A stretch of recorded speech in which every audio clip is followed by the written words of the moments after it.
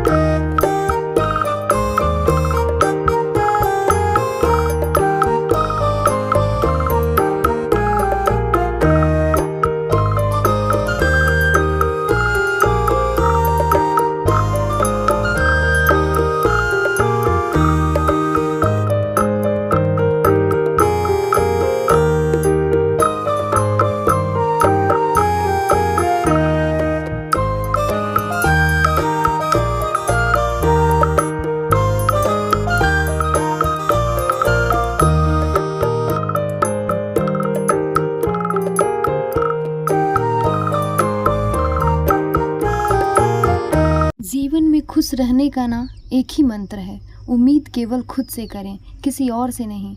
हम रोते किस लिए हैं? क्योंकि दूसरे से उम्मीद लगा के बैठे होते हैं और फिर वही उम्मीद टूटती है तो हम रोते हैं, अपने आप पर भरोसा नहीं रखते हैं और दूसरे के ऊपर भरोसा रख के अपने आप के अंदर आत्मा को नहीं झांक पाते हैं। हम क्या कर सकते हैं अपने लिए, हम नहीं देख पाते हैं।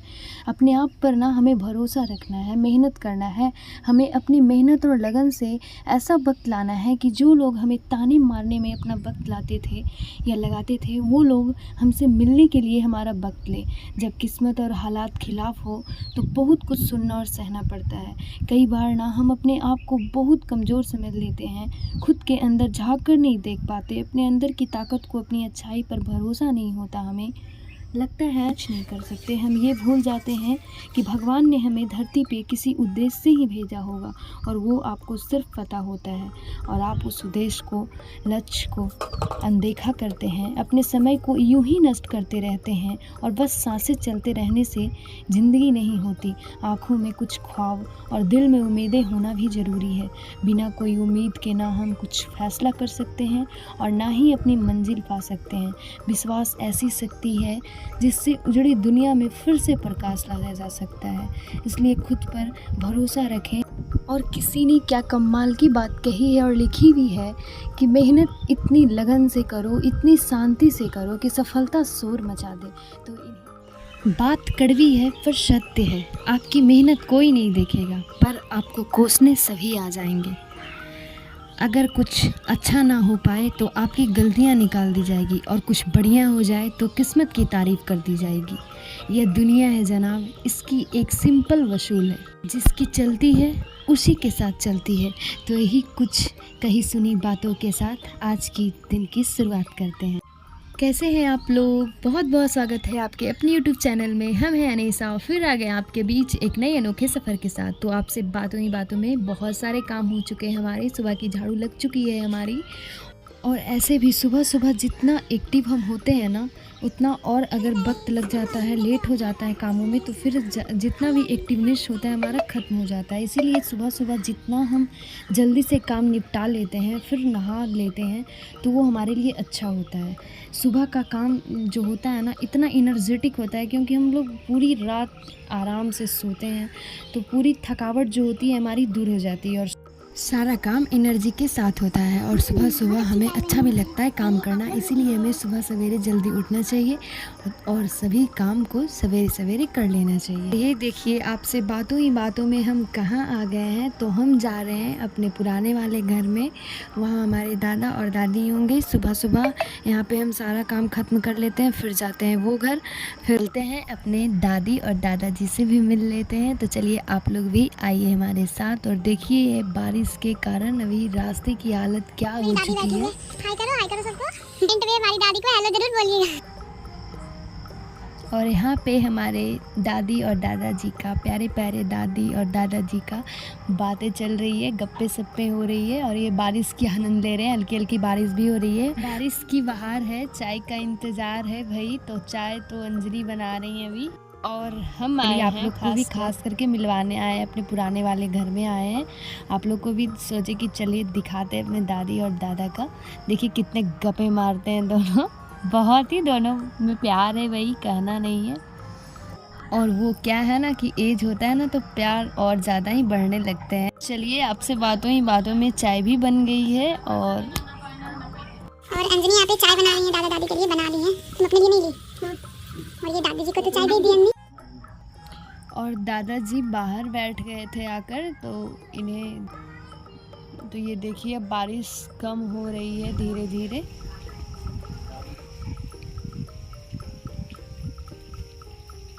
दादी तो हमारी चाय पी रही है, इतना झटपट चाय पीती है कि पता ही नहीं चलता।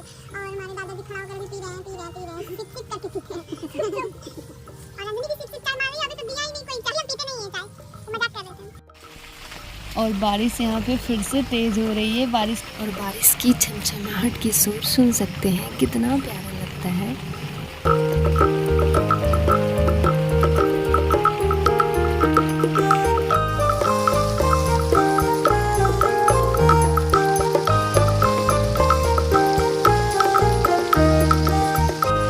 और अभी बारिश की काफ़िला तो बनी हुई है, लेकिन हमें बनाना है खाना। तो सब्जी और दाल तो बन चुका है और रोटी है बनानी बाकी। तो हम आ गए हैं चूल्हे को लगाने के लिए, चूल्हे जलाए हैं और रोटी बननी स्टार्ट हो गई है। अभी क्या है ना कि बारिश के कारण ना धूप निकल नहीं रही है, अच्छी खासी धूप निकल नहीं रही है, तो हम और जलावन अच्छे से सूख नहीं पा रहे थे। तो इस तरह से ना आग जब गर्म होता है ना चूल्हा, तो इस तरह से लकड़ी यहाँ पे रख देते हैं तो अच्छे से गर्म हो जाता है, सिक जाता है ना, तो फिर अच्छे से जलता है, थोड़ा अच्छे से जलता है, काम निकल जाता है। तो इस तरह से हमारी अंजनी रख दे रही है।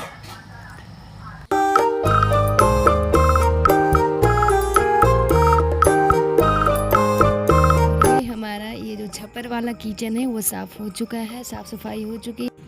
बारिश भी अभी थमने लगी है और खाना भी हमारा बन चुका है सारा। तो अब हम दोनों बहनें खाना लेकर उस घर में जाएंगे और उसके बाद जो आगे का काम होगा करेंगे।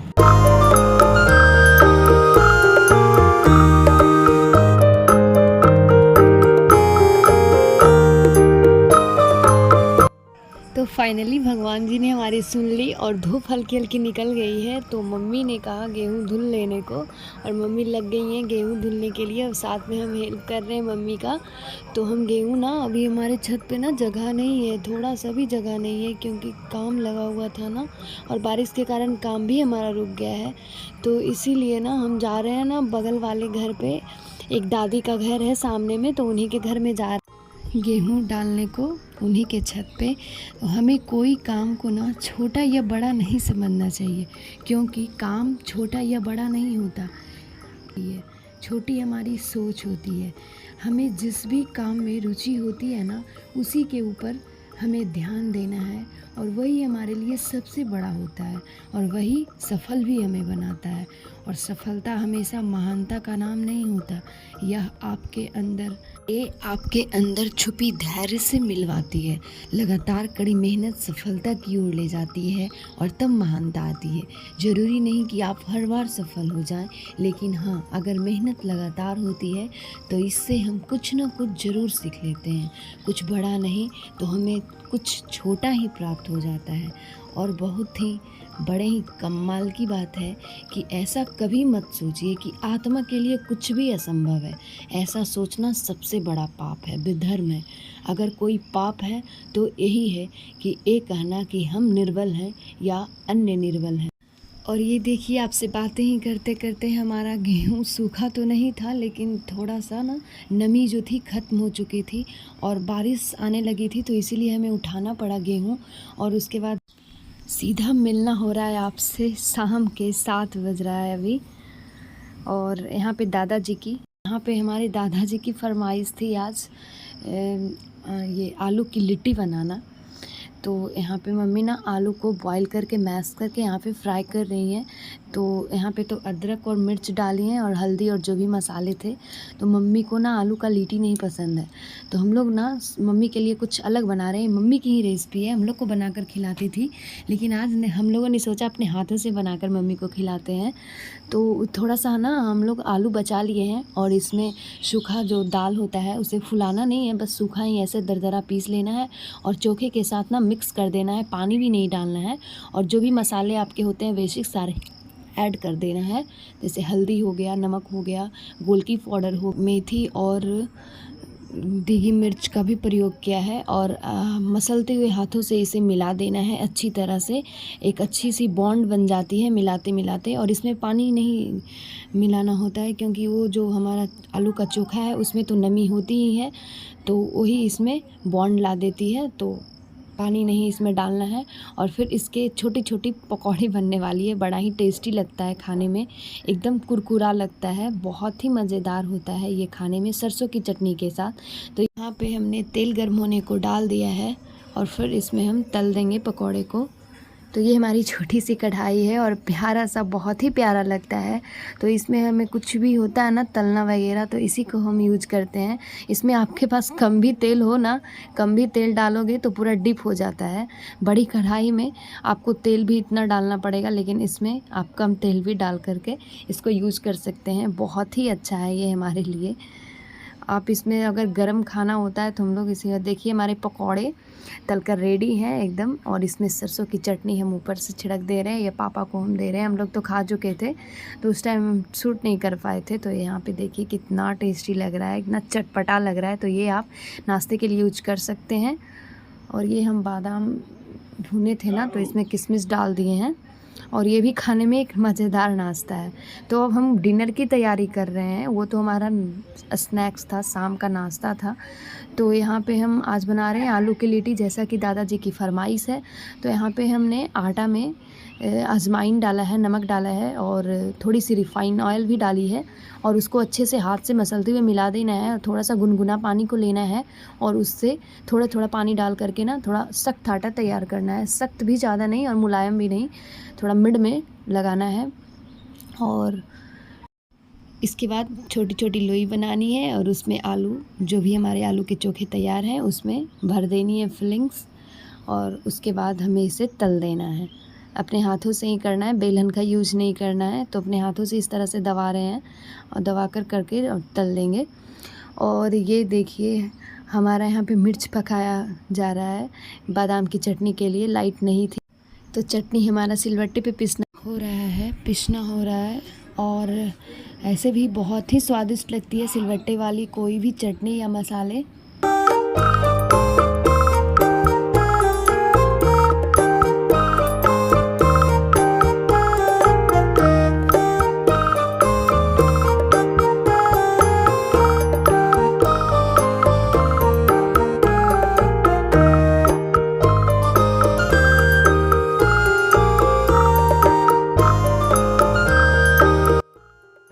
और यहाँ पे मेरी चटनी भी बन चुकी है और सारे फिलिंग्स भी हमारे हो गए हैं, सारा हमने भर लिया है। और ये देखिए इसे तो तलने में थोड़ा टाइम लग जाता है, तो काफ़ी टाइम हो रहा था और सबको भूख भी लग रही थी। और ये देखिए आप लोगों के लिए प्लेट लग चुका है गर्मा गर्म आलू की लिट्टी और चटनी के साथ, सरसों की चटनी, बादाम की चटनी और अचार के साथ। आइए गर्मा गर्म आप खाइए हमारे साथ और बताइए कमेंट करके कि कैसा बना।